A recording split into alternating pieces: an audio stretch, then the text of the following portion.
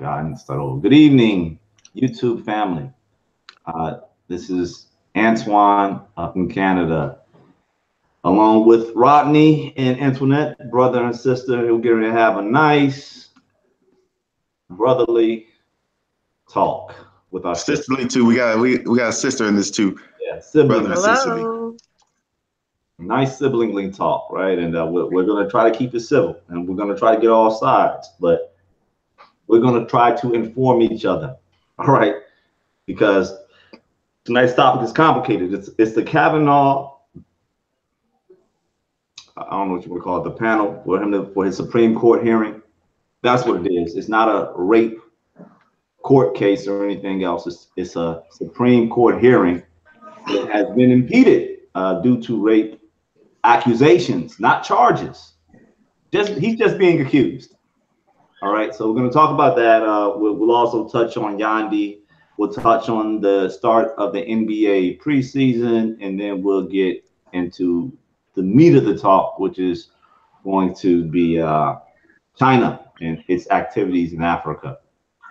So, as we always do, we'll go around the horn. We'll start with Antoinette because she's a woman, and we always let women go first, right? So we'll let her talk first. Antoinette, what are your thoughts on the Judge Kavanaugh hearings? Well, I have a lot of thoughts about the Kavanaugh hearings. I do not think that I didn't want Trump to elect another Supreme Court judge. I think that his choice is clearly a manipulative one, someone that he can get to not allow him to be not impeached, but what's the other word? Doesn't believe the sitting president should be. I thought it was impeached. Okay, well, fine. Doesn't think the same president should be put through legally strenuous factors or whatever you want to, however you want to say it. I'm sorry, my words are not coming out the way I wanted them to. But I think that it was a manipulative choice, and then I think the fact that this guy has a questionable background, it shows even more how manipulative of a choice it was. Because if it wasn't, the Republicans would be able to say, "Hey, you know what? I can go get somebody spotless who's going to give us the same whatever." But clearly there's something that Kavanaugh is going to do for them that makes it worth it for them to sit here and look like sexist pigs who are electing a rapist. Clearly there's got to be a reason to want Kavanaugh. There's got to be a serious reason to want him because they're willing to go through all this to get him. I can't think of any other better reasons to sit there and look like you're willing. Don't say anything yet. To elect a racist. I'm done. Go ahead. Your faces say you have something to say back to that, and I really want to know what it is. No, I don't have anything to say to that. I got a lot to say, but I'm being patient. We want you to really just say your whole heart. That's my whole heart. You want me to keep going to the men piece? Is that your whole heart? Talk about whatever you're talking about, Animal Farm and all this other stuff. Go ahead. Yeah, the movies that came out back then. The movies that came out back then will show you the lax attitude, the reason that they answer the questions for me. Why did this woman stay quiet for so long? Because back then, it was something you were supposed to shake off. It was supposed to be seen as regular rowdiness for a guy who was going to be, fraternity material and anything else. So if you go back and look at Nerds, I loved Nerds as a little girl. And when I grew up, I realized that one of the main characters was tricking a woman to have sex with her, tricking her to make her think he was somebody else. That's a form of rape. I mean, you could blame the victim and say, "Oh, well, it's her fault for not raising her mask," but this guy he basically said, "Yeah, it's me, it's your boyfriend." Mm-hmm. And he wore the mask to look like him. What else? In the movie Porky's, basically, I mean, that came out the year that Kavanaugh allegedly did all these things. The movie Porky's, they're running around looking at peepholes, all types of unconsensual actions towards women are going on. And it's just laughed off. It's a joke. So if you go and you say, well, why wouldn't she say anything? Why didn't her family protect her? Why didn't her family get her someplace safe? Look at what the climate was for women in that day and age. So yeah, and now the big question that the Republicans are asking are, even if he did it, does it matter? Yes, because it does point to his character before he was thinking about becoming a Supreme Court justice. It does point to his character and what his character might continue to be if he gets back into alcohol. And then on top of it, they say, well, it was so long ago, even if it, that was his character back then, shouldn't it just age out? And why don't you just go find a better Supreme Court justice? This person is going to be Supreme Court justice for life. I think that we should expect a little bit more from the lives that those people are leading.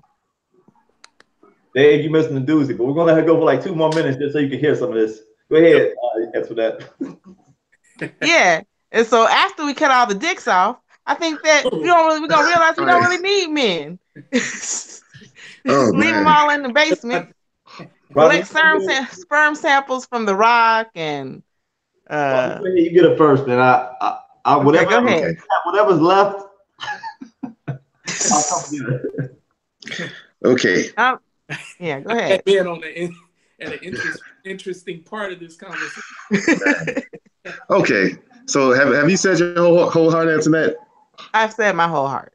Okay. First of all, Republicans who are supporting Kavanaugh are not supporting a rapist, right? They're supporting a person who is trying to become a Supreme Court justice who has been alleged to have done some things in high school.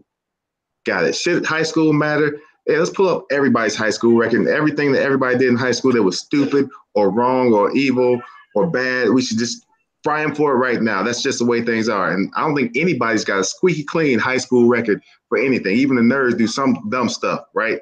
People do dumb stuff in high school. It's that time of life. Secondly, okay. Yes, it was a different time.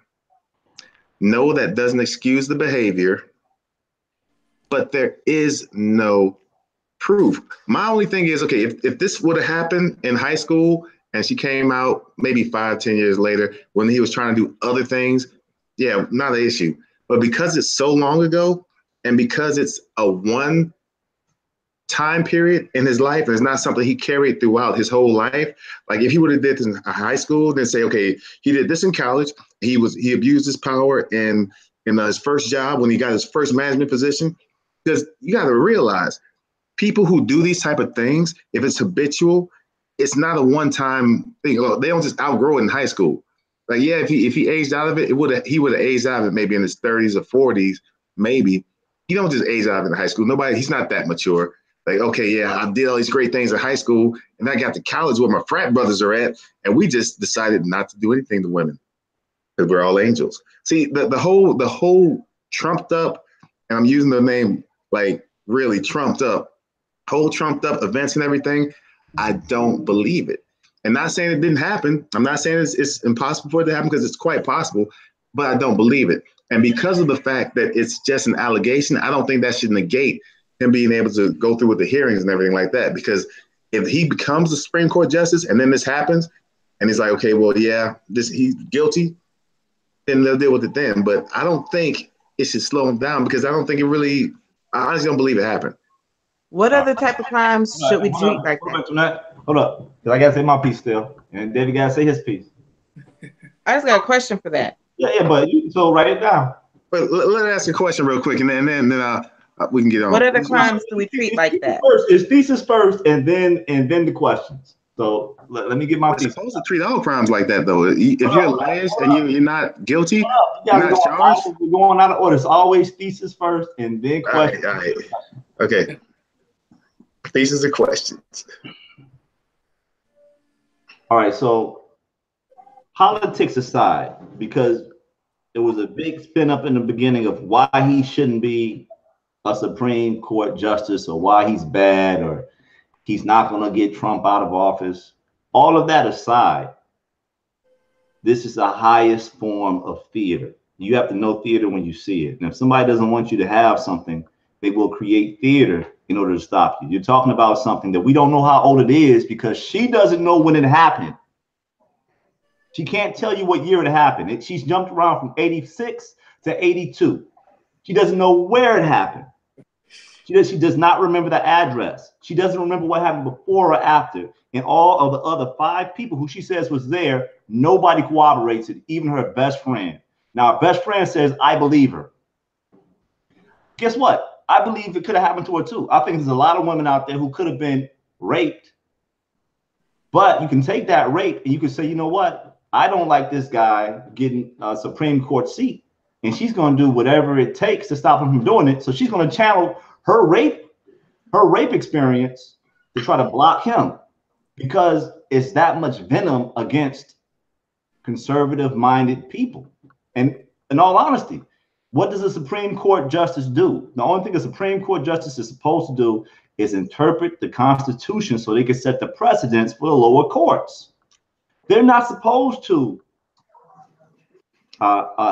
execute laws or create laws from the bench, which is what's been happening for the past 4 or 8 years. You talk about the one Republican senator who actually got up and he was very angry. He gave a very impassioned speech on why it was the most despicable political event he'd ever seen in his life, on all 30 years of his politics, because he voted for 2 previous Supreme Court justices who are liberal-minded. And the thing is, it doesn't make a difference if it's a liberal-minded judge or it's a conservative judge. These are good people who should be interpreting the Constitution of the United States. Now, we've been taken off track, and now they're talking about rape and everything else, where they don't have any proof. And because we're wrapped up in this Me Too moment, everybody's very sensitive to rape. They're very sensitive to women and their feelings. But me, I'm like Rodney, watching her and her dry face, she was not believable. Her everything about her is shaky. Her husband, and you know how this, they said, okay, yeah, she said something about being raped by Kavanaugh in this marital session she was having with her husband back in 2012. But yet, when you pull up the notes from that marital session, Kavanaugh's name's not in there. So there is zero proof. Over and over again, wherever they try to find something to actually pin the roles on Kavanaugh as being somebody who raped her, it's not there. Now you add to that, he's also #1 in his class. He was also captain of the football team. And he also says he was a virgin at the time, and he was going to church every Sunday. Now, I have a son, you have a son, Rodney, you have a son. David, you have a son.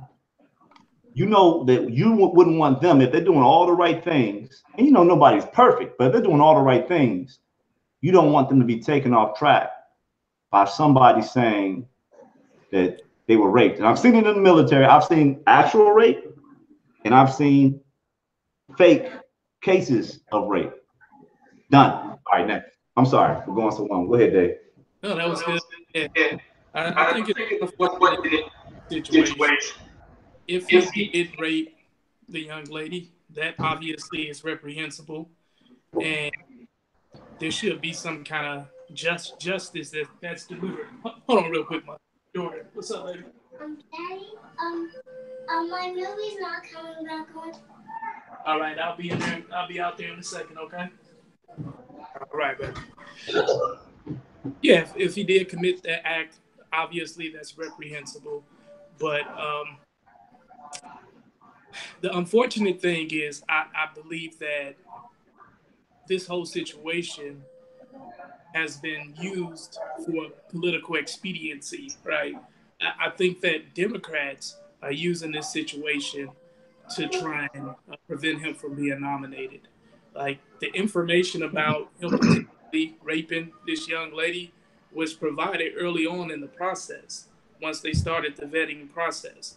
But instead of disclosing this information early on in the process, Democrats sat on it and waited until it was most expedient to bring it out and to prevent him from being nominated. So it's become, just an entire political mess. Now, as far as the truthfulness of the young lady, whether she's telling the truth or not, I don't know, and I try not to. It's just tough. It's tough because she's a victim, and you want to be sensitive to the victim. And if she was really taken advantage of and raped, that's something serious to me. But it has been a considerable amount of time since the incident, and it's like, what do you do with that? And one thing that you were talking about, Twan, I think we also have to take like the current culture into context as well. Like, Me Too movement and everything. Everything is, it's. I'm sorry. One more second. Apologize. What's up, baby? I'm gonna have to come back. I'm gonna come back right back. All right. Daughters. No problem. I'm a co-sign off some answer I said anyway. All right. I'll be right back. All right.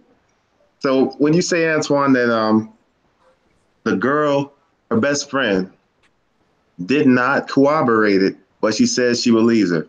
You know what that sounds like to me? It sounds like somebody that's not willing to lie for you, but they have to prove they support you because they're your best friend. Yeah. She doesn't know the date. She doesn't know the time. She doesn't know the place. It sounds like somebody who's just trying to say something and make it really hard to prove. I mean, on purpose. She wants it really hard to prove just so they can delay this activity. Okay, so since you guys are interpreting all those things, and every little about the friends who don't believe her and whatnot. First off, I did ask Rodney earlier, how many crimes do we treat this way where if somebody was to say that Brett Kavanaugh had killed somebody in a drunken stupor, and then we looked at his yearbook and we saw all the talk about how much drinking he was doing and how debaucherized he was getting at parties, would we say there's no need for an FBI investigation? So are we looking at this and shrugging it off simply because it's a potential sex crime and not because it's something that we consider a real crime? Sex crimes. I don't want to make it like this is a fly off the cuff answer. Sex crimes are worse than murder. You know they're treated worse than murder. Yeah, but I mean because of in what way? Of it. In what way? Most sex crimes go completely first off, they go unreported. Because instead of there being a dead body laying somewhere, the woman keeps it to herself. Right. So a lot of sex crimes go unreported. That's the key difference. Because the question you asked, you were like, "What? Why is it different if it's murder?" Well, first of all, if it's murder, there's a body missing. There's probably if they found the body, they know about when it happened and what's going on. There's like some key evidence that you have. Now, all you have to go on now is this woman's word. But her word all sex crimes, right? But her word is wishy-washy. I mean, if a word's not wishy-washy, then I'd be like, oh, dang. If she said he did this on this date, it was on my birthday, it was after this party, we went on a date together, and we can kind of walk that down and say, okay, this is what happened. It's possible. If she's like, it happened at some point, don't really know when, I don't know where, that's a real key point. You don't know where it happened? Come on now, let's be real. Yeah, but somebody told you something like that, and they say, "Oh, Antoinette, I saw your son steal something. I don't know exactly where. I don't know when. Don't know really what he stole, but I saw him steal something. I think you should whoop him. You gonna whoop him?"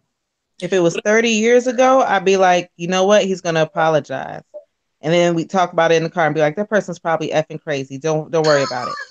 Instead, I'll say this: when you endure a traumatic experience like that, you can lose track of time of the actual event, right?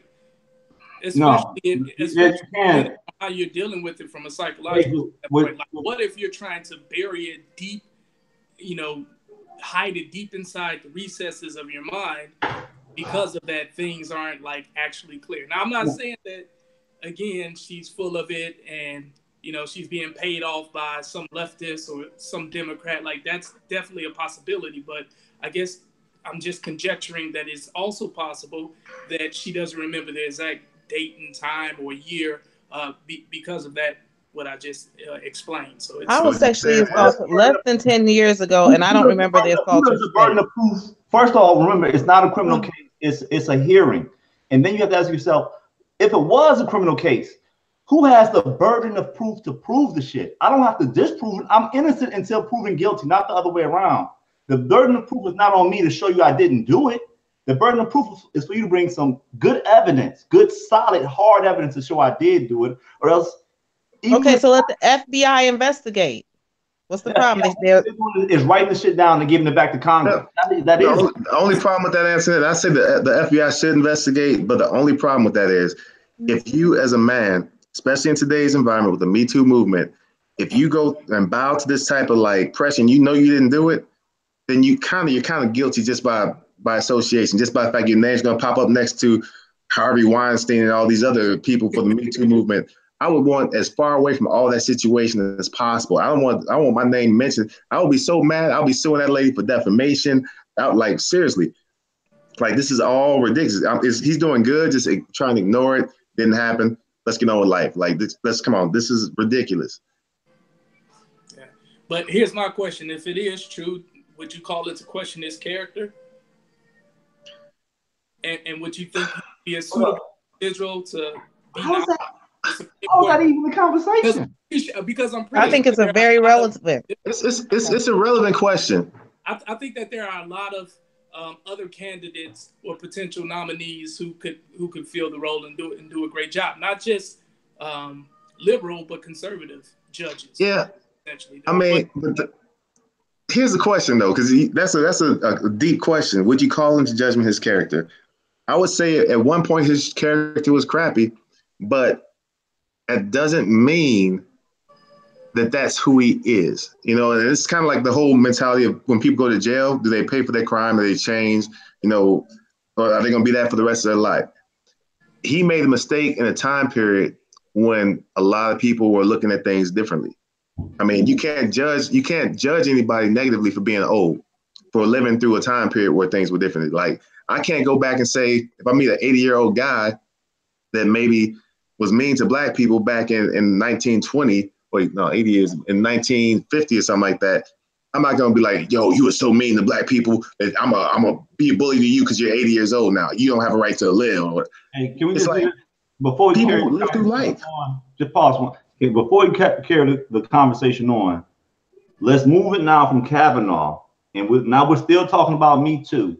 Well, let's not say if Kavanaugh was guilty, because I'm not saying he is or isn't guilty. I'm saying they don't have any proof. But your question is still valid because you're saying, if you grew up in an era when this stuff was normal, should we hold you accountable for that? You should be held accountable no matter what. If you rape somebody or if you sexually assaulted somebody, if it's 50 years old, you should still be held accountable for it, right? But does that mean you can't do a job? Yes, because now you're being held accountable. You're in jail. You're busy paying fines. But he wouldn't go to jail, would he? When we do any other crime, will we treat any other type of criminal this way? Will we say, okay, you murdered somebody back then, but now you're okay? Now we went to the Supreme Court, the highest court. Antoine made a point earlier and during his speech to say that the Supreme Court, they're just interpreting the Constitution for the lower courts. So they're making decisions about how the rest of us are going to be affected by the law. Okay, is there a statute of limitation? There's no statute of limitations on murder, right? Is that right? This guy's going to if this guy's going to be interpreting sexual assault, anything that makes it up to him that has to do with sexual assault, he's going to look a certain way at it. Based on how he acted in college, I don't think he has the proper respect for women. And for him to be making decisions that affect every court lower than him for the rest of his life. Antoinette, you got to realize that the respect somebody has is always going up and down. Like he don't let murderers vote. There's people right now. We don't let murderers vote. Why should we let rapists decide the law for everybody else? Who respected women in high school, who totally disrespect women now, who were great in high school. Yeah. So that you can't say that's a real valid point just because he didn't do it back then, so now he's never going to do it. People change. I challenge the Republicans to find somebody else other than Brett Kavanaugh. I watched the guy deny it, and I'm telling you, the way he sounded when he was denying it was the same way I sounded when I was sitting in Mom's Aerostar in the driveway, and I think it was Bo who kicked it out of neutral, and it rolled down the driveway, and she came out yelling, and she was like, "Who knocked this out of drive or out of a park?" And I said, "I didn't do it." And Mike said, "I didn't do it." And the whole time I'm like, "No, I didn't do it." And I was serious. I was angry. I was pissed that I was being blamed for something or even being accused of something I know I didn't do because it was just me and him in the car. And because of that, Mom said, "Okay, I can tell Antoine really didn't do this." Antoine he's tearing up. Antoine is being defiant. He's getting pissed off because if you didn't do something, and that's why I saw it in Judge Kavanaugh when he was saying, "This has ruined my life, this ruined my family." I didn't do this. I've never done this. He's talking about. Did you read his yearbook? Did you see his yearbook post? Hold on. Let me finish this point. He's put more women in power. As far as like the clerks that worked under him, he put more of them and promoted more women than any other justice in history. Antoine. Dang, I'm sorry, but if your mom, hold up. Oh, hey, that's all you respect. I'm sorry, but if you had Speedy Race Car pajamas and Speedy Race Car underwear and Speedy Race Car sheets on your bed because you just love Speedy Race Cars so much, and then you said you didn't do it, you might have been falsely accused, and that might have stuck. I'm looking at Kavanaugh over here, and he's in his own yearbook calling himself, have you boofed yet? He's talking about drugs in his ass. I don't care if he does go to church every Sunday. He's in his yearbook wanting to be remembered for putting drugs and alcohol in his ass. Antoinette. What? He was number one in his class, all right? And he thought it was fun. And his class, his whole class has to live with that embarrassment. Hold up. If you're number one in your class, how many times or how much time do you have to go to parties? Sarah Lamont was number one in my class. Sarah Lamont didn't put shit in her yearbook that was embarrassing or that would shame her or that would stop her, anybody from believing that she was a good person years from now. In your class, how much time do you have to bullshit, go to parties, or do drugs? If you're number one in your class, how much time do you have to bullshit, go to parties, or do drugs? It depends on if you sell drugs and alcohol to your teachers or not. I don't know how he got through school. Maybe just on his white privilege alone, for all I know. Because from what I'm seeing about him in his years. You sound like a crazy left-wing woman right now. Let's be real. Whatever. You all sound like a bunch of Republicans. I know. I'm not even a Republican. Not you, David. I'm just fair. I have another question. The two other ladies that came out, did anything ever come up? Yeah, they were lying. I mean, they're lying also. It's not hard to tell because one of them has Stormy Daniels' lawyer is. So it's like he's going out looking for women just to say, hey, anything that's going to hurt Trump or hurt the right. I don't know. Yeah. Okay. So I believe it's all false. I think everything's drummed up. I think everybody's been paid for. This is all like a Clinton hit job. Yes, it's fake. Like it's serious. Clinton. If Clinton was running anything, Clinton be in the White House. Okay. Clinton hit jobs, please. Yeah. Now my question is this. How do y'all feel, since this is how you and Rodney feel about Kavanaugh, how do you feel about Bill Cosby? Father of the Year up until a couple years ago. How do you feel about him? Also been liars. I think that there was a lot. If some of them were real, some of them also could have been false. Well, they all could have been false. The teacher's still letting this go on? I'm sitting in my house. Like I said, it's on the highest level of theater. You don't know how things are working, what type of balls are out there, anything. But they put people in power and take people out of power. It's always a hidden hand. So all I know is one liberal-minded, right-wing people who talk about, hey, trying to do the right things in your community, talk about taking responsibility or whatever else. Either they all have this really dark underbelly or else it's a lot of hit jobs out there. How come when Kanye comes out, and that's what we're going to switch the conversation over to Yhandi, the new album, how come when he comes out in the Trump hat, he goes from sugar to shit and everybody just tries to shit on him and kill him? Why? Kanye is a damn fool. Because of Trump's character. He comes off as a bigot. He comes off as a xenophobe. He doesn't understand people of different ethnic backgrounds. And I think, and to see a minority, a black person like us, come out and support an individual with character issues like that, that's highly alarming. And I think that's why a lot of people, were upset. And we can go line by line and essentially state, talk about the different statements that Trump has made, and even some of the policies that he has passed that kind of further confirms kind of his bigotry. So I think that's why a lot of people were upset when Kanye West, who we consider like one of ours, who has always been kind of the conscious mind, understanding maybe some of the ills in our society, some of the ills that in particularly plague black people. So to see him come out and show his favoritism towards someone who stands against everything that, who stands for everything we're trying to fight against. That's just deeply troubling.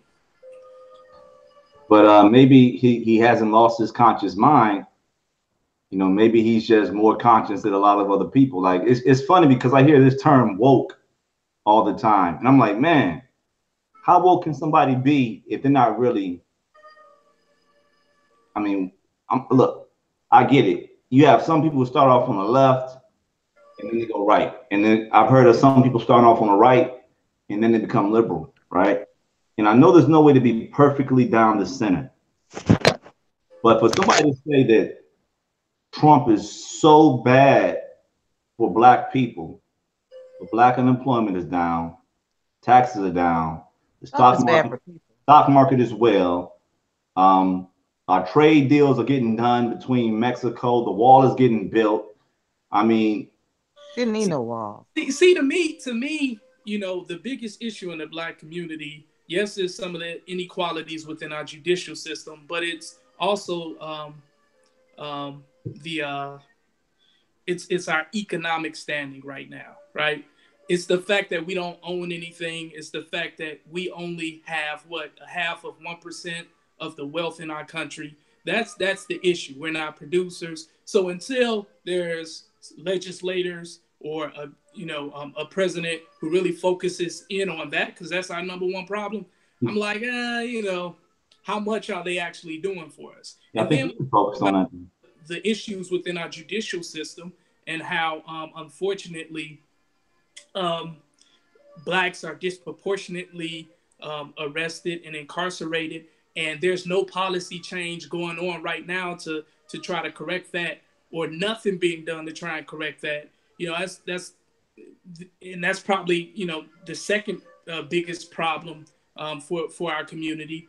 Again, I'm like, how much is he actually doing for us? Like, yes, you feel me? Are we better off or worse off than 4 years ago? Even if you're talking about crime, if you're talking about crime in Chicago, and month over month, crime is going down since Trump has been in office.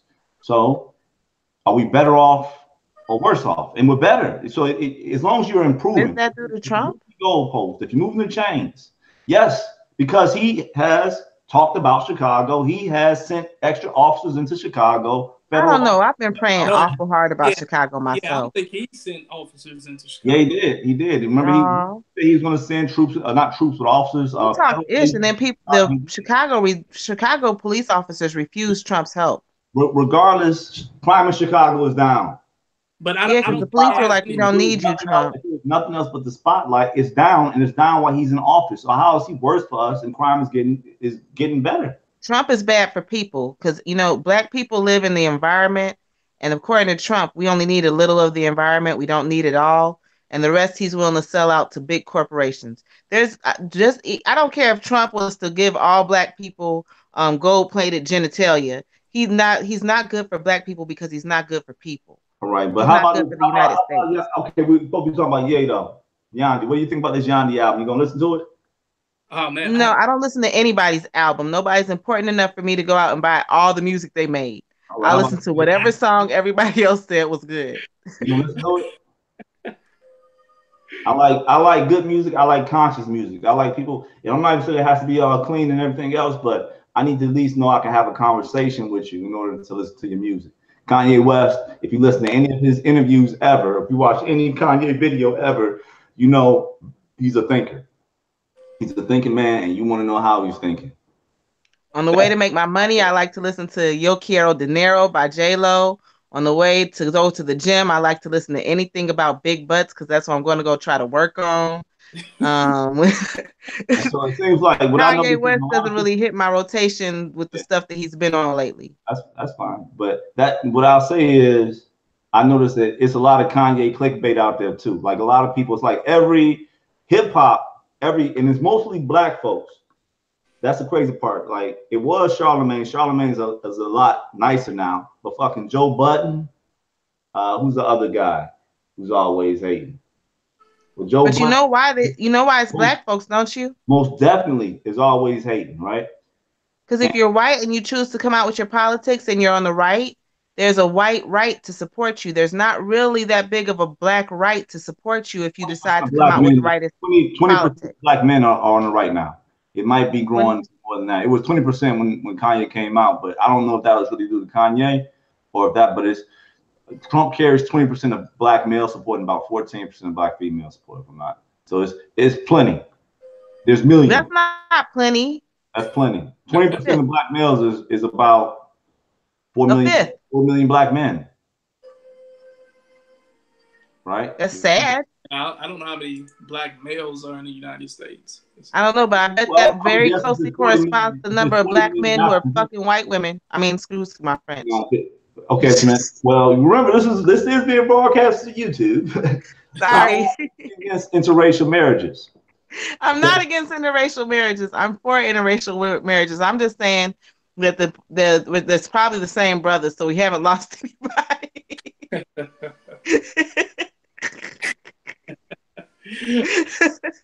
I don't see what's funny because to me, what's funny about an interracial relationship? I'm not saying it's funny. I'm saying that those black men, I'm not going to count them as lost to me because they were already into white women, which is the nicer, funnier way to say it, I guess. You can be into white women. You could be into white men. Why does that matter? These are people. Everybody's a person. I don't know. I guess I just presume more Republican black men would be into white women than leftists. Maybe they are, but it's pretty sure. You're over explaining my joke and you're making it less funny, and I'm sorry I said it now. I love interracial marriages. We have a few of them in our family. Hey, if I could get me one, hey, why not? But hey, anyway. Yeah. I mean, when it comes to interracial relationships, I think me personally, I'm totally fine with it. I think people who aren't okay with it kind of feed into the bigger problem that exists in our society, right?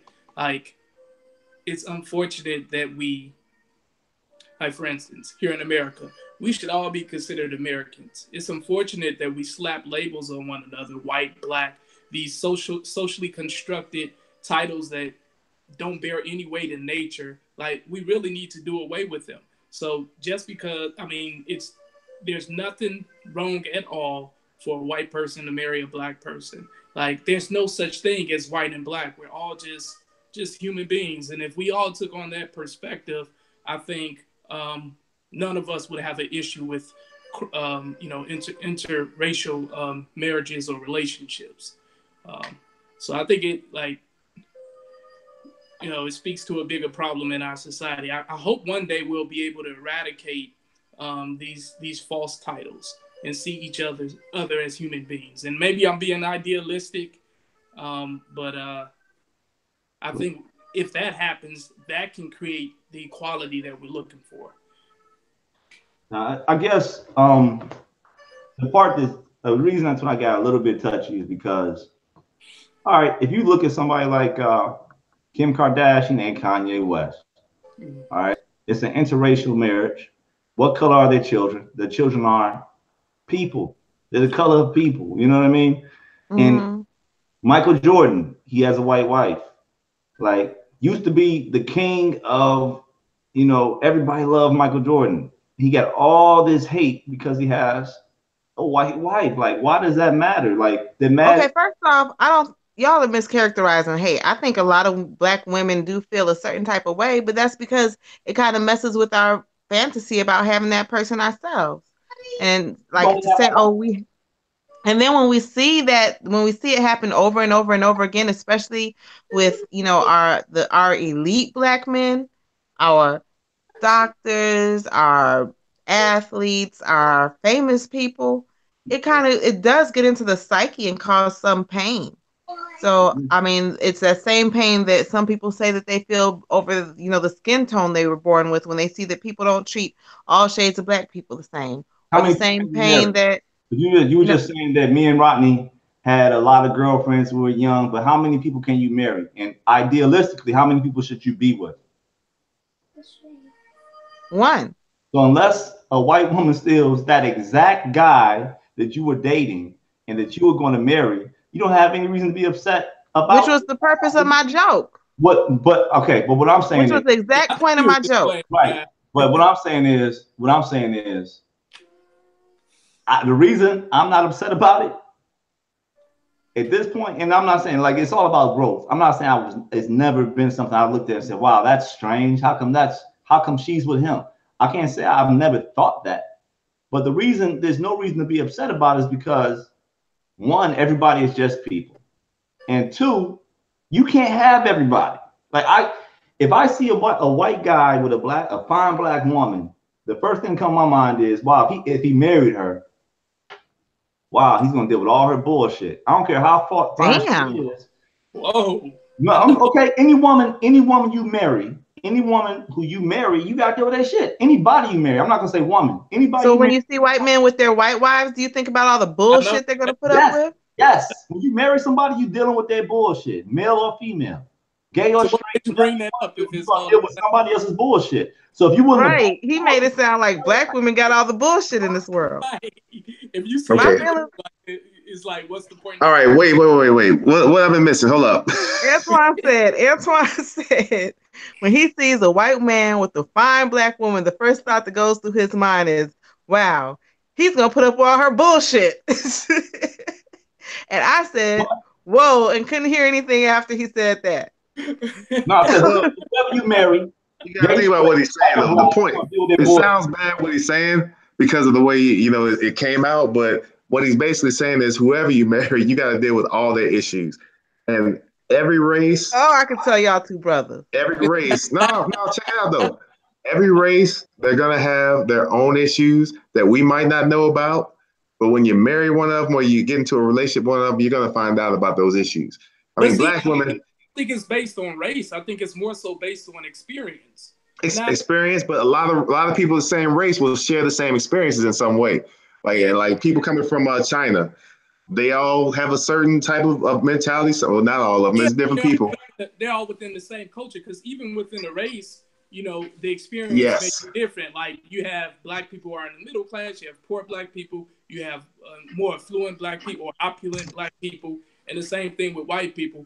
So I think to me, it's more about what you experience as you're growing up, your environment, will kind of determine what kind of issues you're gonna have. And I don't even really think it's about race, but I don't think that's the point you were making. I think the point you were making is everybody got issues. Everybody has issues, and you can't marry everybody. So I'm not upset because for me to be upset every time I see a white guy with a black woman, I go crazy because in the back of my mind, I must be thinking I'm supposed to be fucking all these black women, and I'm not. I'm supposed to be fucking one black woman. Excuse me. Hey guys, Antoine, real quick. Well, I'm over my mother-in-law's house. I'm in the back room, but I just want to make sure you don't get too loud with all these F-bombs and all that. Plus, we want the kiddies to be able to watch this on YouTube. The kiddies on YouTube have to be able to watch this. Freaking potty mouths. Yeah.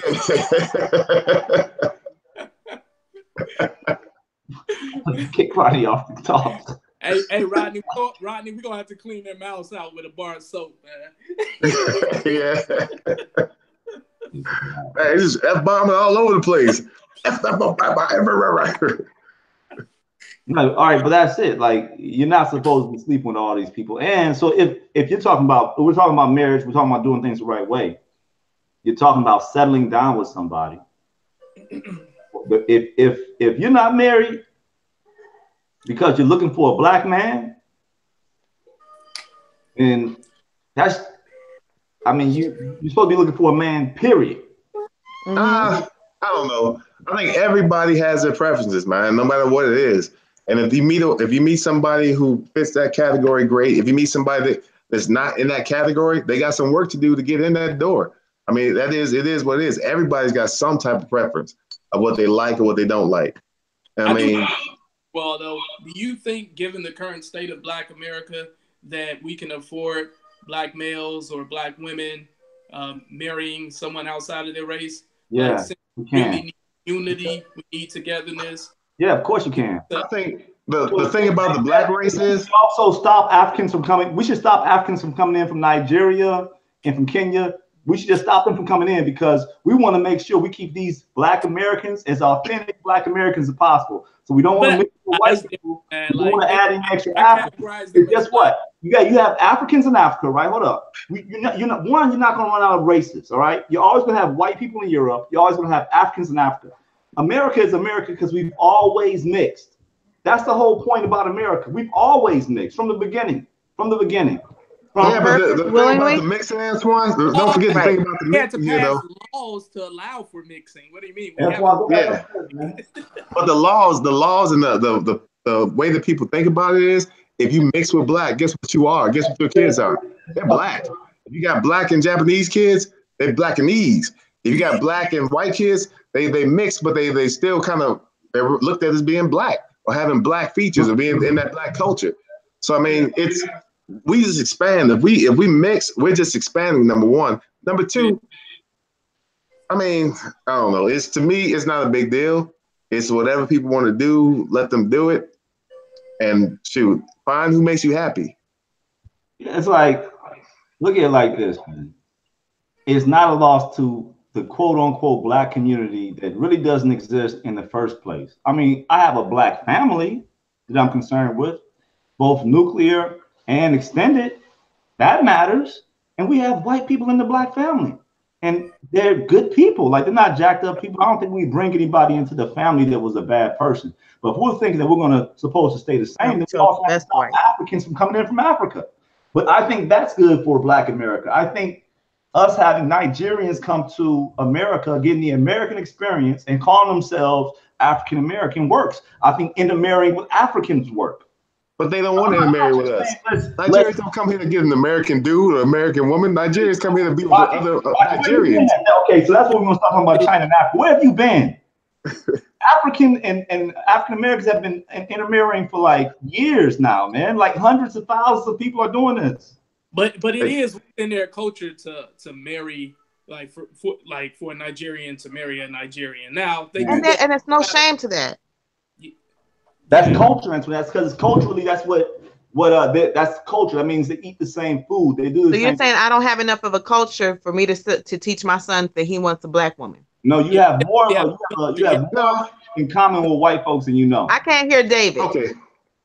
I said I think we definitely have a culture here in America, like the Black community. So yeah, we're not cultureless. But here's my thing, Antoine. I think in the perfect situation, I would, first I agree 100% with you, right? If I was to be as idealistic as I could be, I would agree with you. I would agree with multiculturalism. I would agree with interracial marriages. Not to say that I disagree, I'm sorry, but like in a perfect situation, that's how it should be.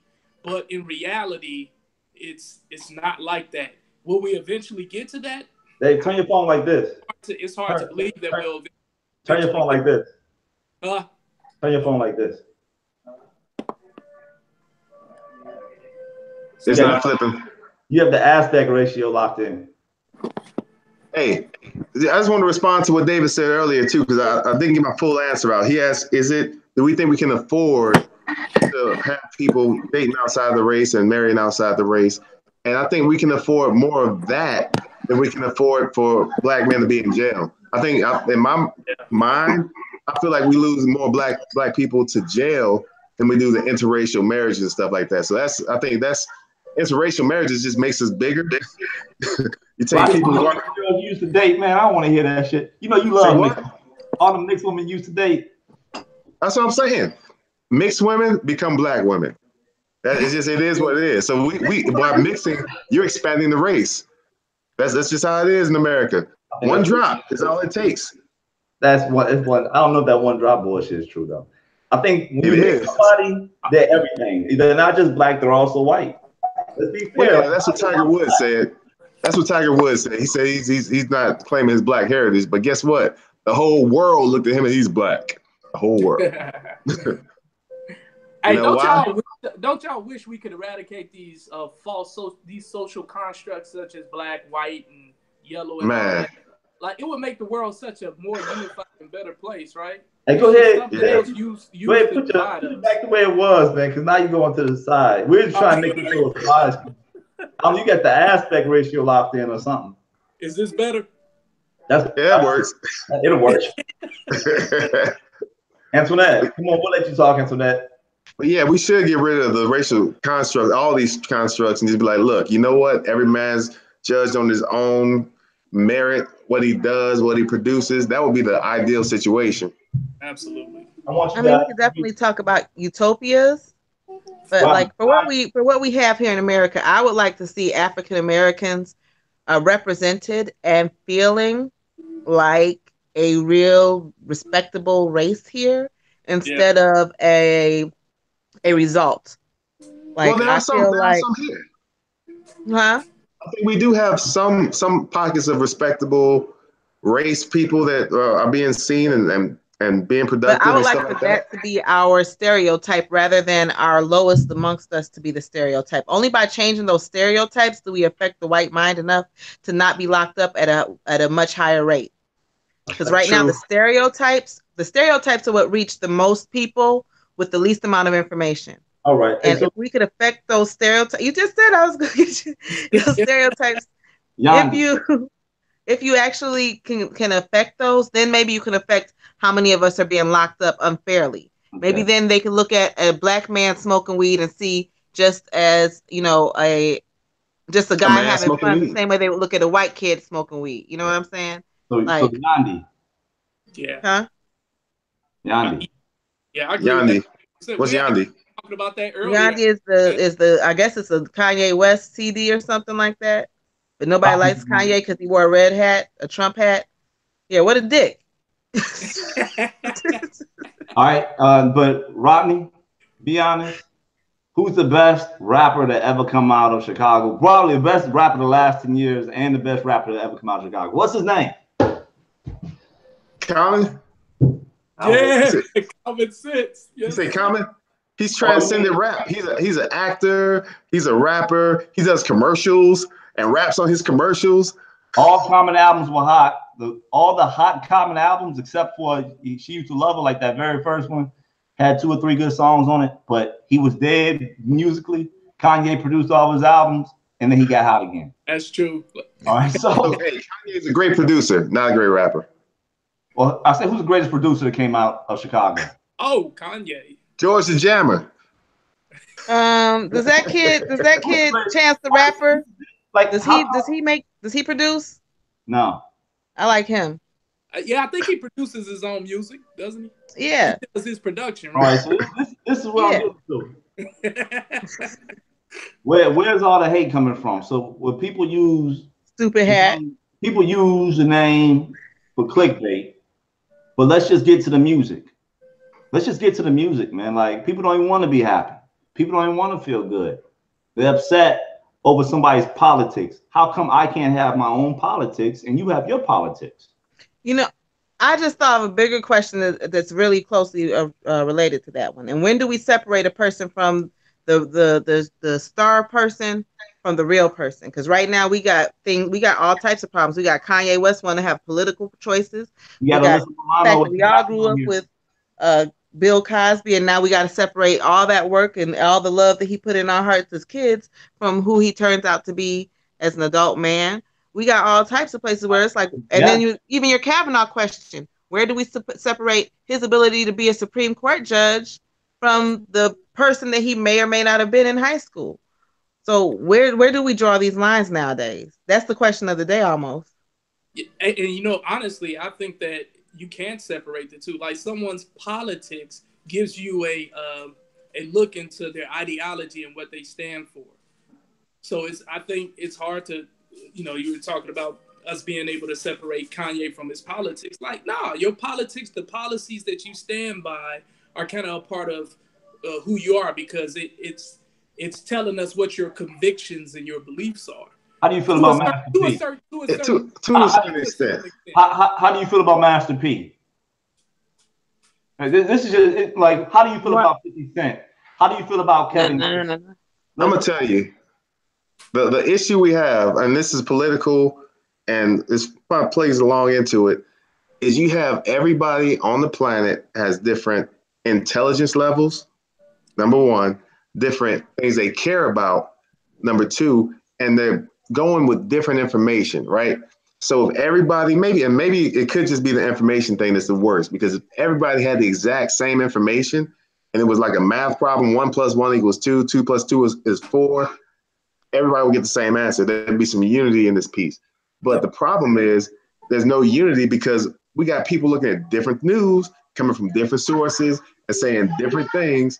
And at the same time, people have different intelligence levels to interpret it. Like, even if somebody reads that, this is one line, this is what it says, and this is what happened, everybody doesn't see the same thing because some people don't get it. They just don't get the whole concept of, wait a minute, it's more than just this one knee-jerk reaction thing that's going on here. There's a lot more behind the scenes. Some people don't have the time or don't even care to think a little deeper than what's going on in the situation. Like, case in point, I think one of the books by Thomas Sowell, he was kind of explaining the situation that welfare, is it good for Black people? Is it or good for poor people? Is it bad for poor people? And some people be like, oh, yeah, it's good for them because it's giving them, the welfare, that it gives them the things they need, and they get to buy some food and all this stuff.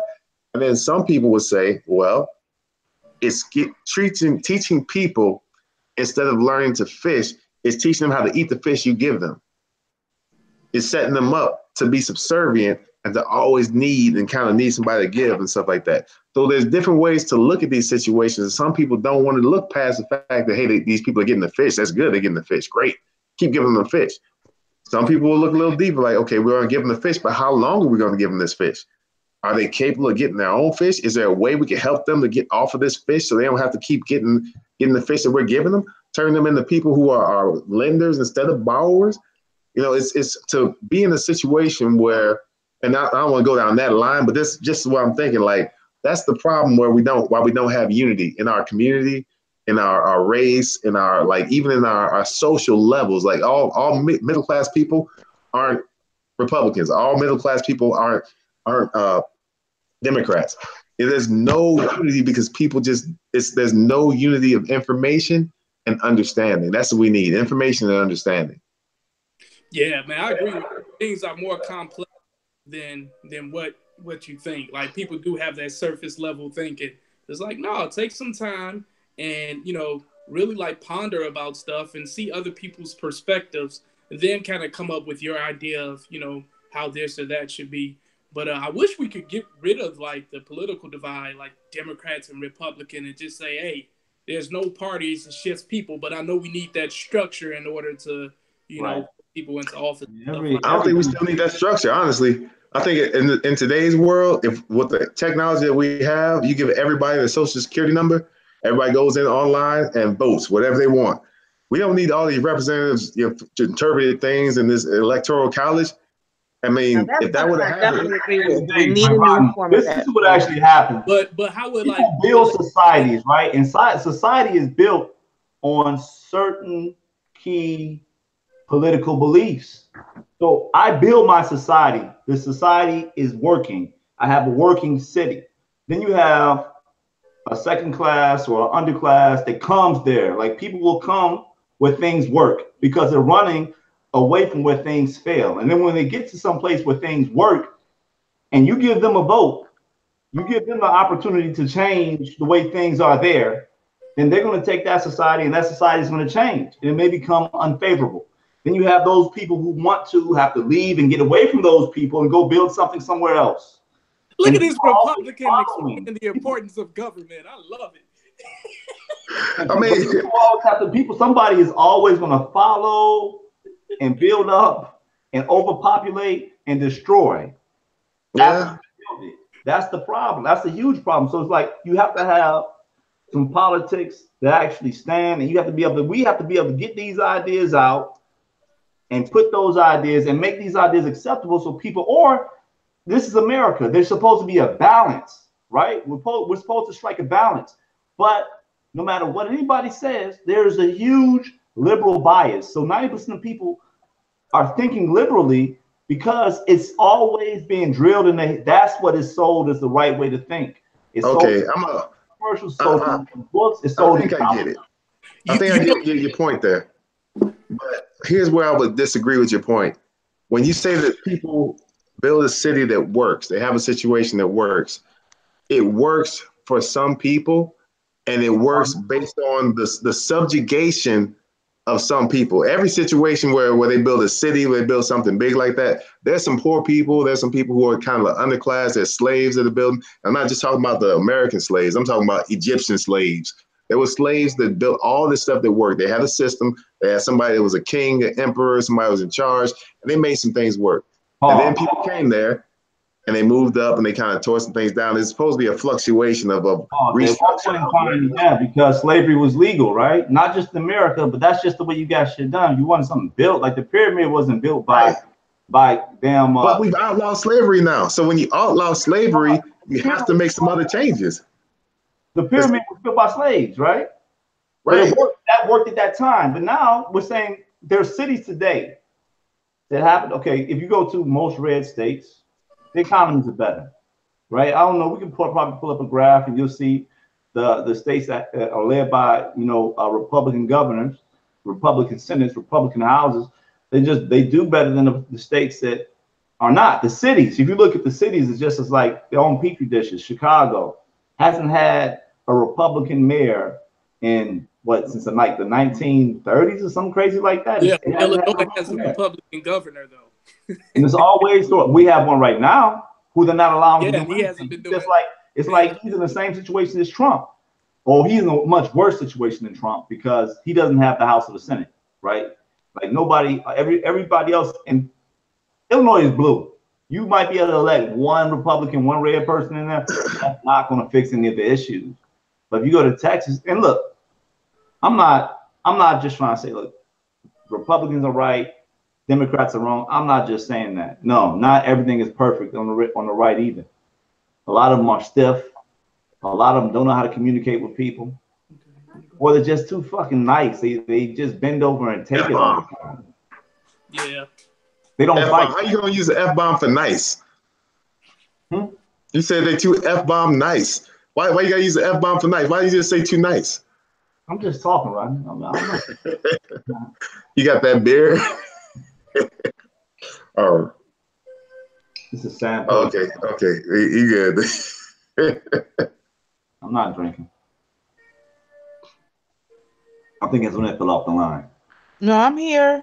But yeah, I think when people come into a situation, yeah, we hear you, and things are working, and you say they're trying to make it not work. I think what they're doing is making it work for more people.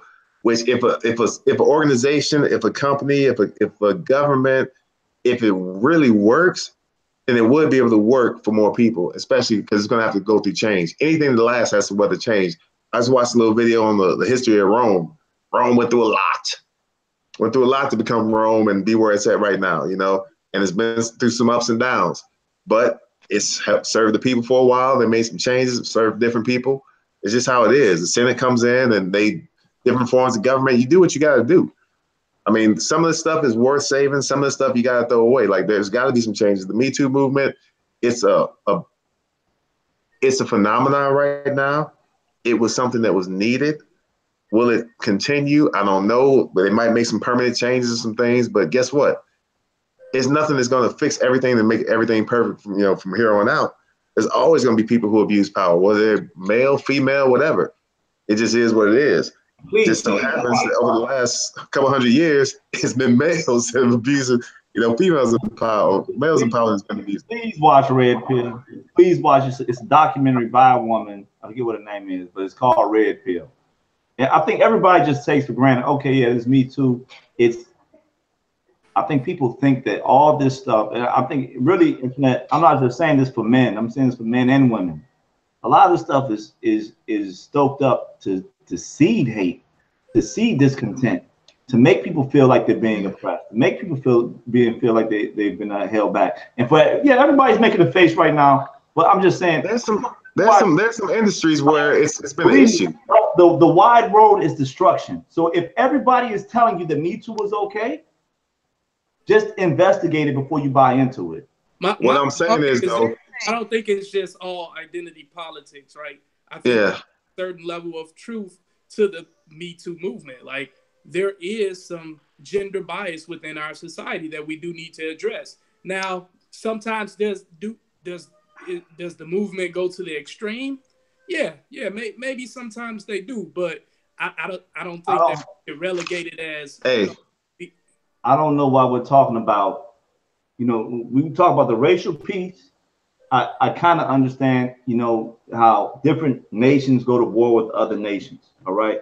You talk about this whole, all the feminism and man move, whatever else. If you're a straight person, which majority of people are straight, you end up with a woman. A man ends up with a woman, or a woman's going to end up with a man, and you'll work it out. Like that's nothing you need a movement on. I'm going to tell you something, though. I mean, real It's quick. not about relationships, bruh. It's about fair and equal treatment in the workplace. Hello. I ought to be able to go to my job. Let me share some things. Hold on. I really need to share some things because I feel like somebody's in the dark here. It's not the movement that we're asking for. The movement that what we're looking for is something permanent, is something that starts, or we're ready for a long-term change. Because for a long time, it's not just that a lot of women, it's not just that a few women have had some sort of sexual assault. It's that almost everybody with a coochie has had to deal with being the powerless person in a sexual encounter. Coochie and means that's not the vagina. way sexual encounters are supposed to happen. Sexual encounters are supposed to be mutual. It's supposed to be something that two people consent to doing. And there's a lot of times when that consent has been used. I mean, and it's almost every woman. That's why it's being called Me Too, because everywhere you look, there's another person turning around who could say Me Too, Me Too, Me Too. And it's not just women. Just want to point that out. Yes, thank you very much. It's not just women. Some people in power take advantage of the men underneath them. And it's not a good feeling to be taken advantage of. I'm gonna tell y'all, but it happens all the time. My first kiss, hold on, wait. My first kiss, I was 16. It was my boss at my very first job. He was 34. He used his position of power to take advantage of a girl who was 2 years older than his own daughter. Now, have I let that shape the woman that I turned out to be? No. And my mind has changed about the way I think about that several times, because when I was younger, I thought, man, I was really something. I've enticed this man to come and see what I'm about, even though I'm so much younger. I must be better than all these other 20 and 30 and year old women out here who might compete against me. Wait a minute, did Years he force later, I look back and I said, that perv was hitting on girls half his age. Did he force himself on you, or he just talked to you and you decided to make a decision to kiss him? We were in the office, so it was during work hours. We were counting money in the backs, and it was just the two of us. And he flirted with me, and I flirted back because I had no other way. I knew no other way to deal with flirtation from somebody than to be nice and gracious about it. Did you feel vulnerable at the time? No, I didn't feel vulnerable at the time. After it happened, it was my very first kiss. So after it happened, I think I felt about as vulnerable as everybody else, realizing what somebody else's tongue tasted like. How long after were you upset about it? I don't think I became upset about it until over a decade later. Okay, so pause. Just pause for 1 second. And that's the problem. The fact that, Antoinette, if you're mad about, and I'm not saying you, I was 16. Does it make it right on his behalf because I didn't get mad until I was grown? There are different, you have different laws for consent in each state. Okay, I think in Illinois is 18. Okay, but so he was wrong. Yeah, but put that aside. All right, now let's say you're 18.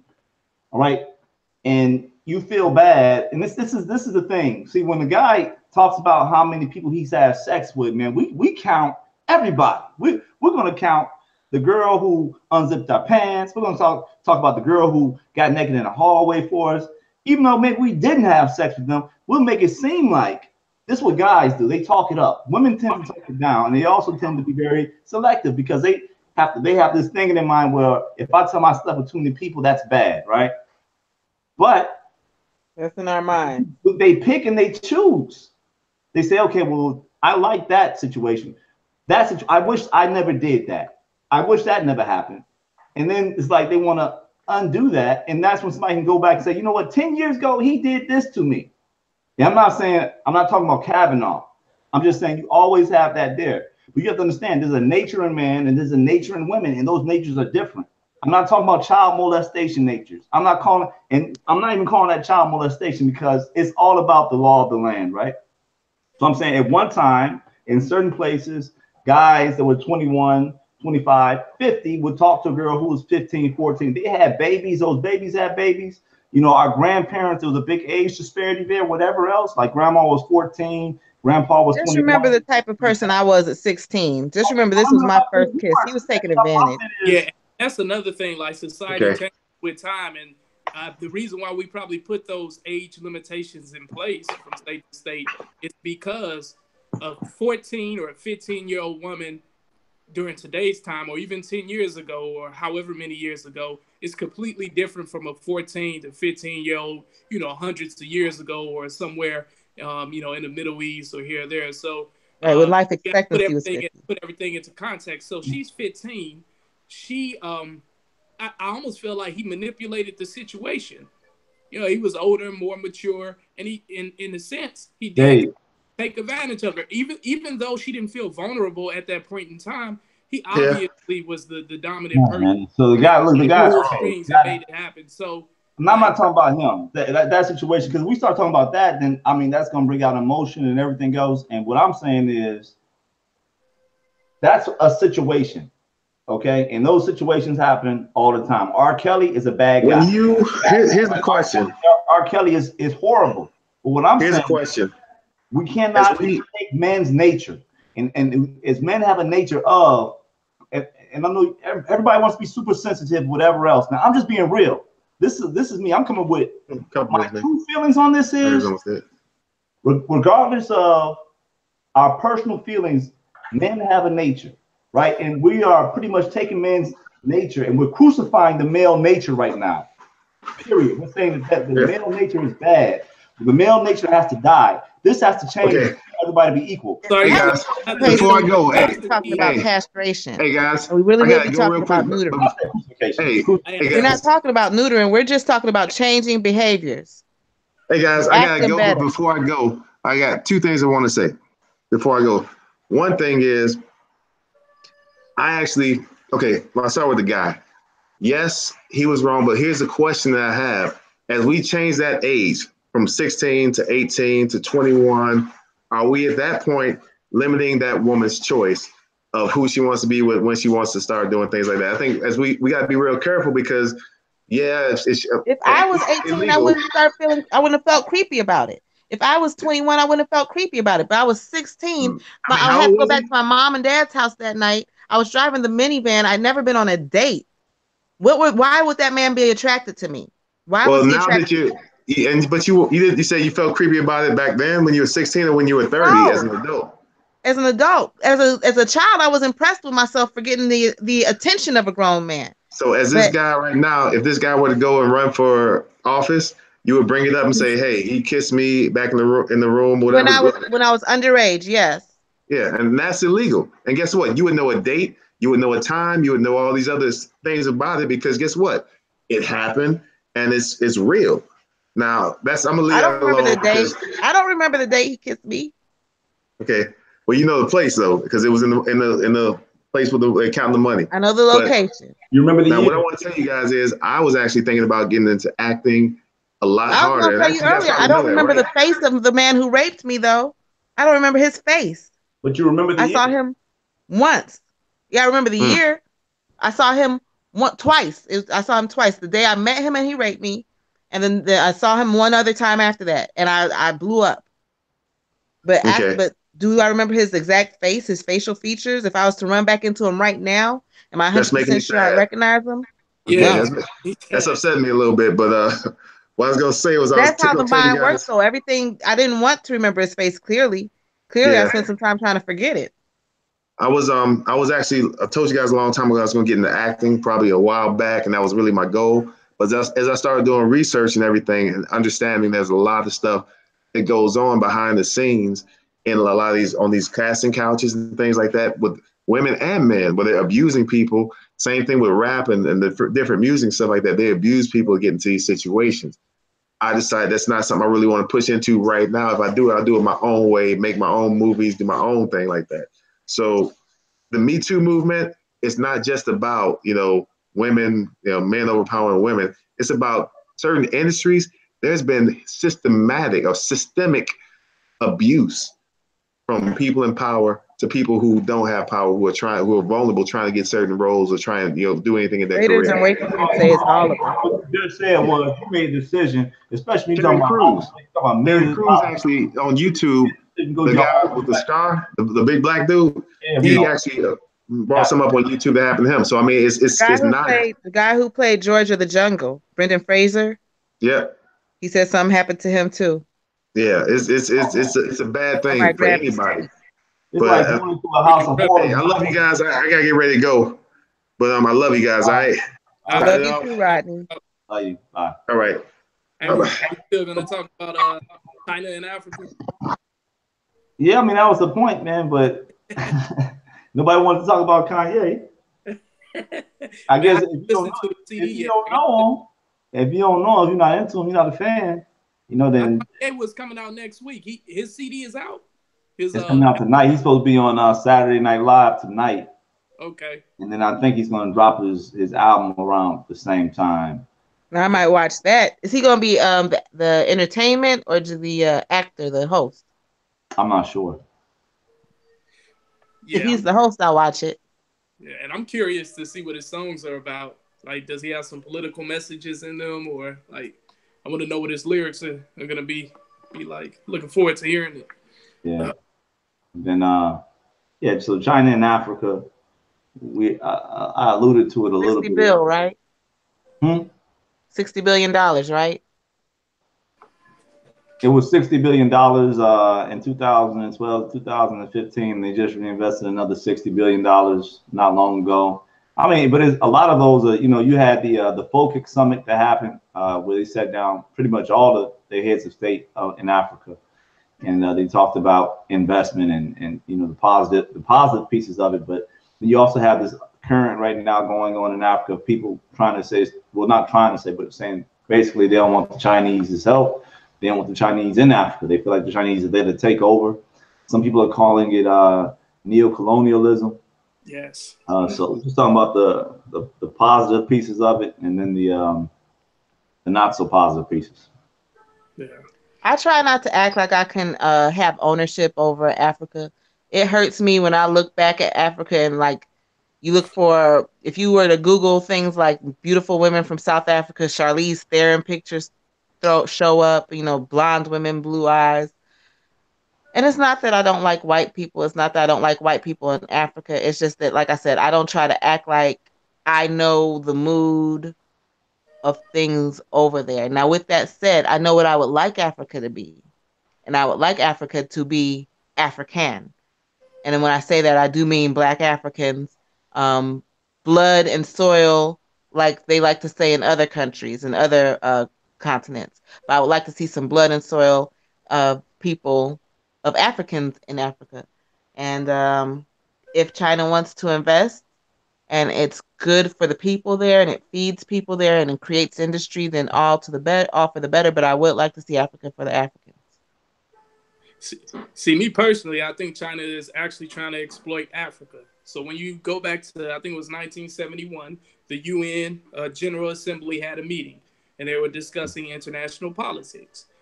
And one of the issues that were brought up was, which government within China should be over the mainland and also Taiwan. And at the time, China had two governments. There was the Republic of China, and then there was the People's Republic of China. At the time, the U.S. obviously was for, or had actually opposed the People's Republic of China because they had ties with the Republic of China.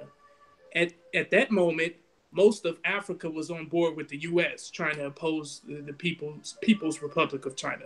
But at the end of the day, after they did the voting and they discussed things, the world had decided that, hey, and they agreed with China that the Republic of China should be over both the mainland and Taiwan.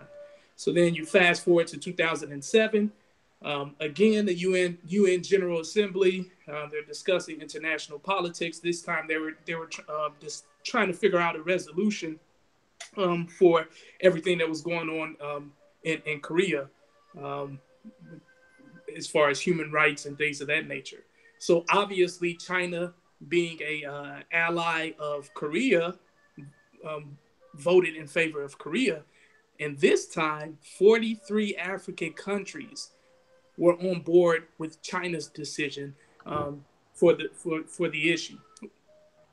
And the question is, why was there this shift, right? So Africa, at that point in time, had more ties with China as opposed to the U.S. And here's the answer: China was pouring money like crazy into Africa.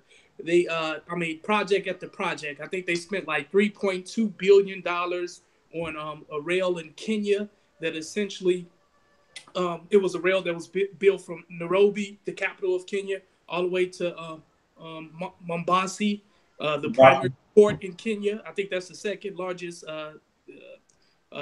city in Kenya. Yep. And another project that they did, they spent $526 million to build this dam in Guinea, because they were having issues with power shortages. So it provided them with constant power. In fact, they had extra energy, and they sold that extra capacity to some of their neighbors. Then there was another project, and it goes on, and hundreds of projects. And obviously, this was not for free, right? So they were, through their bank, the Export and Import Bank, they were essentially giving out all these low interest loans that they knew would default. Yeah, I'm gonna say that again, because they're not defaulting, like they're actually getting paid back.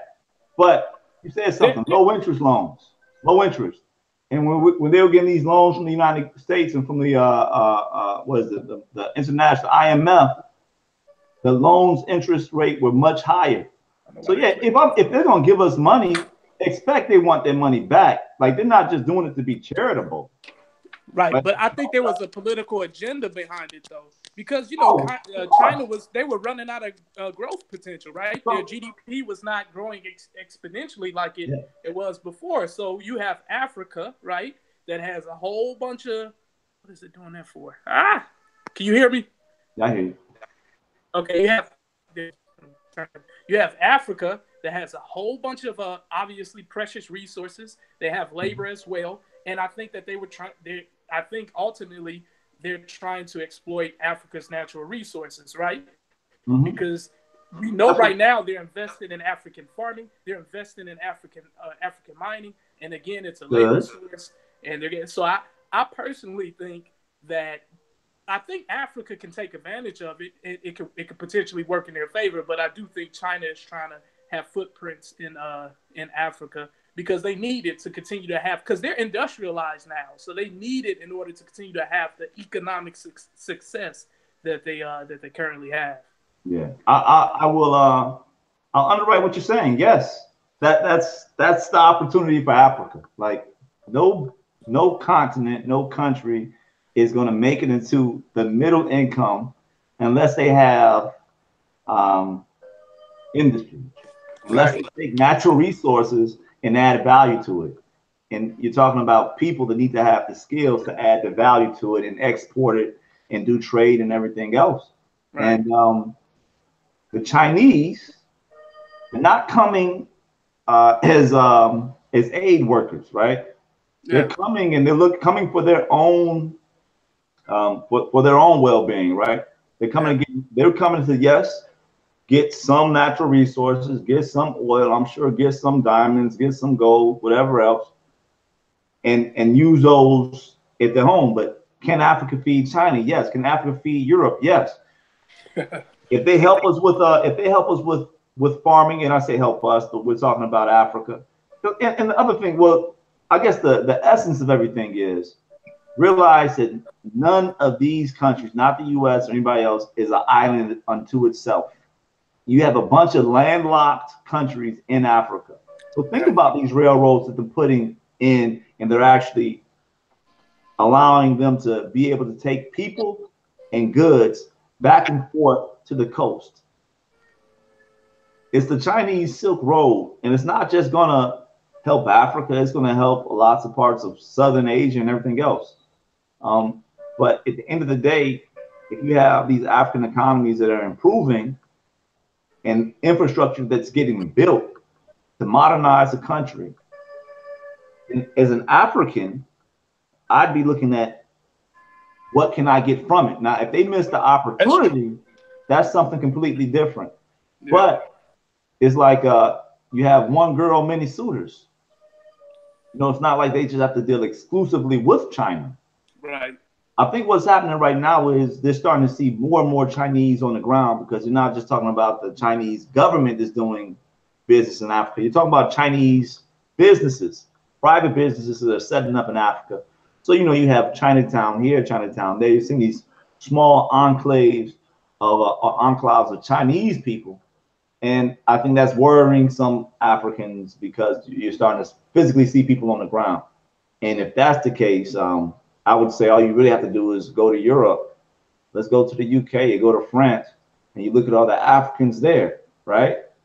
So it's like the world is going to be a little bit mixed up.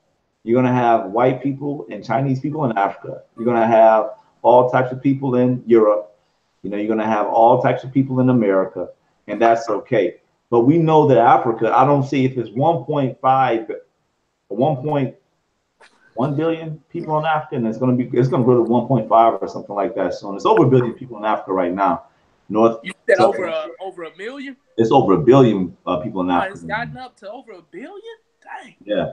You got 100 million people in Ethiopia. You got damn near 200 million in Nigeria. Just those two countries alone, that's 300 million people. Man, China, man. I don't trust China.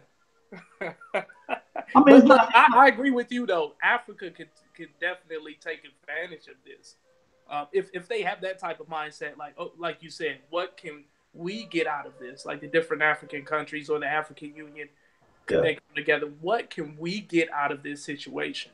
And how can we ensure that we'll be able to pay back these loans? And how can we ensure that we are giving our people the tools to be able to continue this type of industrial success? So I agree.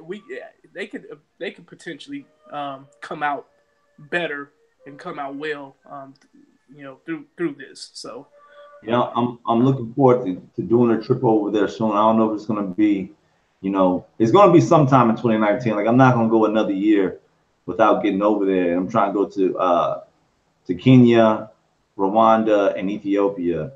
So do like the Eastern Triangle, and I want to see it for myself and see how many people, what the fabric is on the ground. I know, like when I went to Ghana, I said, man, if we ever concerned about running out of black people in the United States, we won't have anything to worry about. It's a bunch of black people. It's a bunch of black people. We can change the complexion of the world. Get the black people. And that's not that's a beautiful thing, man. You see a different style of beauty. So Antoinette, you say, hey, you don't know what beautiful is in Africa. Beautiful is in Africa is the same beauty that you would see anywhere else in the world. And I don't think I'm detracting from African woman's beauty if I say, hey, this white woman is beautiful, or people should be able to intermarry or whatever else. You're not detracting or taking away from African beauty. Like, if we could, we'd have all those beauties together. But part of the beautiful part is they're not all together. And the other beautiful part is when they all come together, they make something else beautiful. So it's like, my saying is, God has a master plan when it comes to people and how they mix. Let's just let them mix. Man. I don't know, man.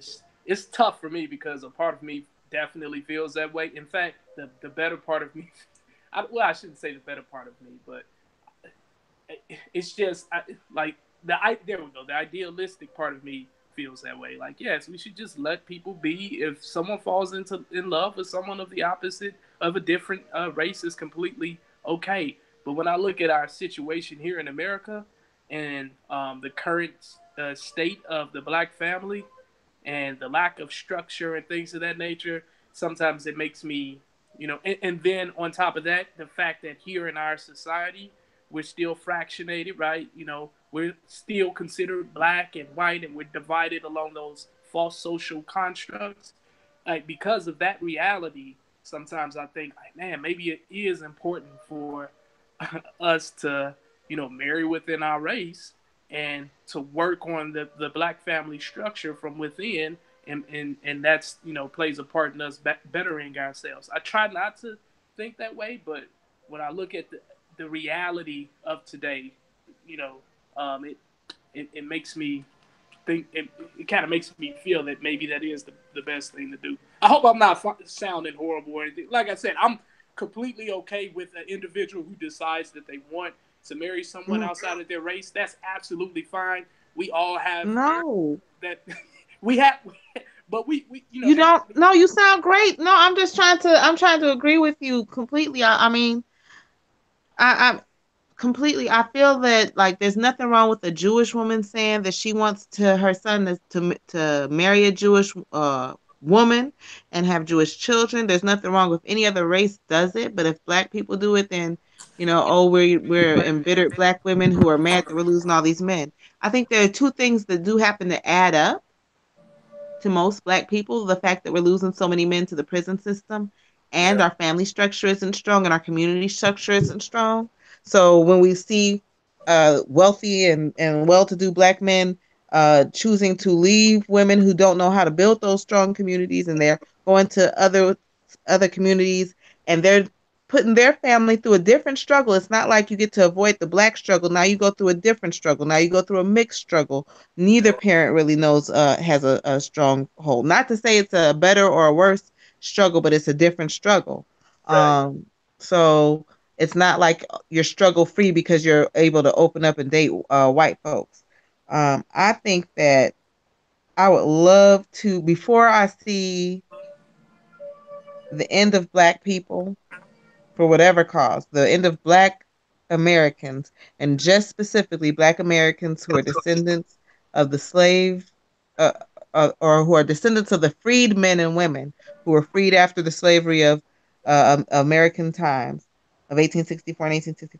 I just, before I see the end of us, I would rather see us stand up, be able to rejoice in who we are and be grateful for the shared experiences that we have, and grateful for one another as a people. I'd rather see us be able to create and build something, build wealth in and of itself.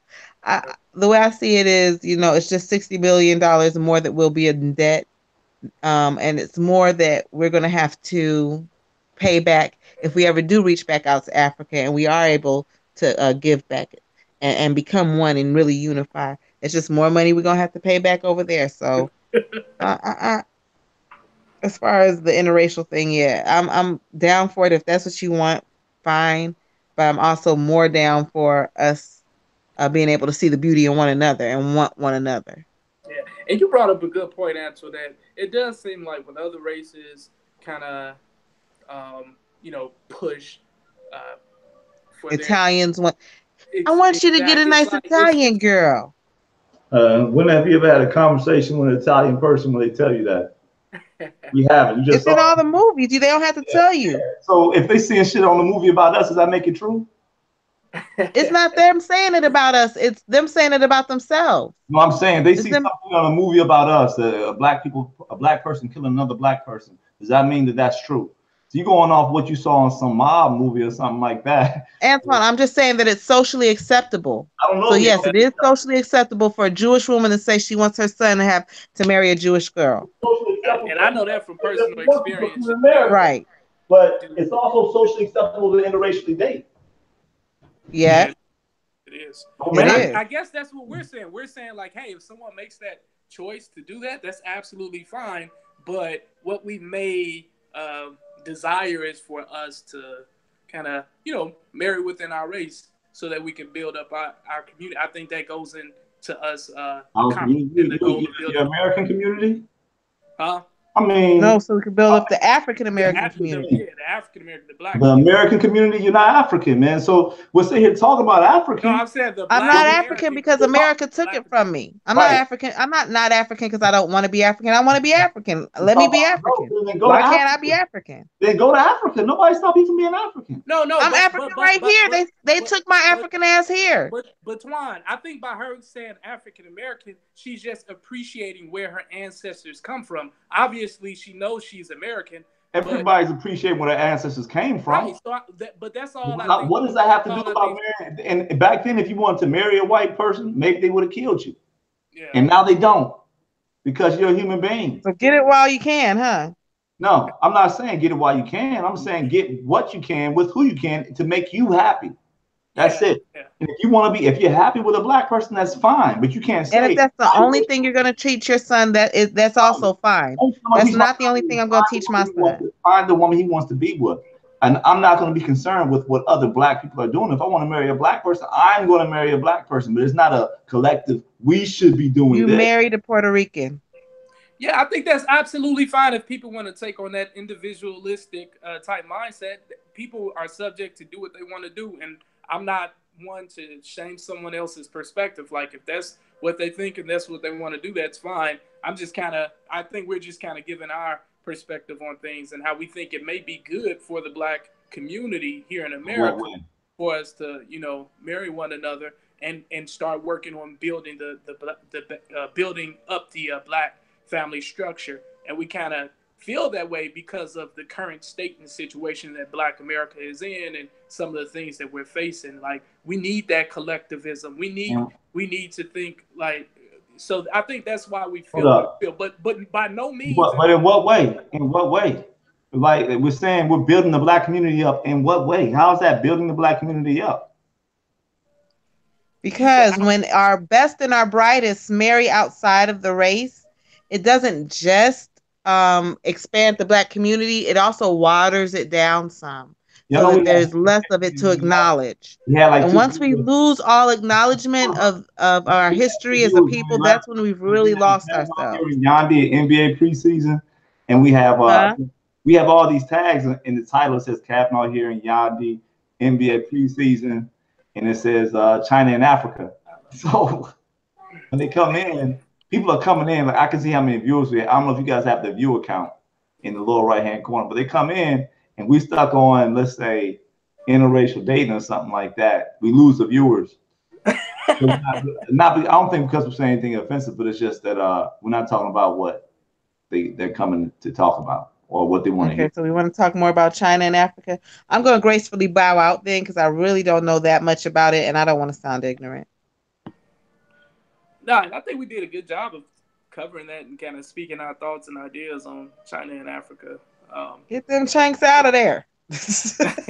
Oh, Lord. Oh, sorry. That was a joke. That was a joke use of a racial slur that I should apologize for. Racial slurs aren't funny. Completely a joke. She was just messing around.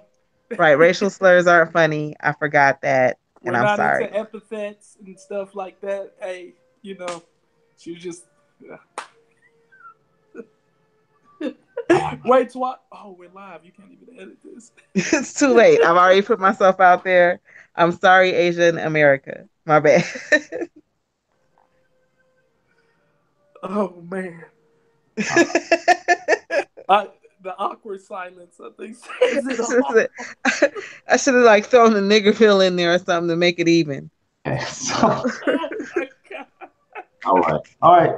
So I'm going to stop the broadcast now.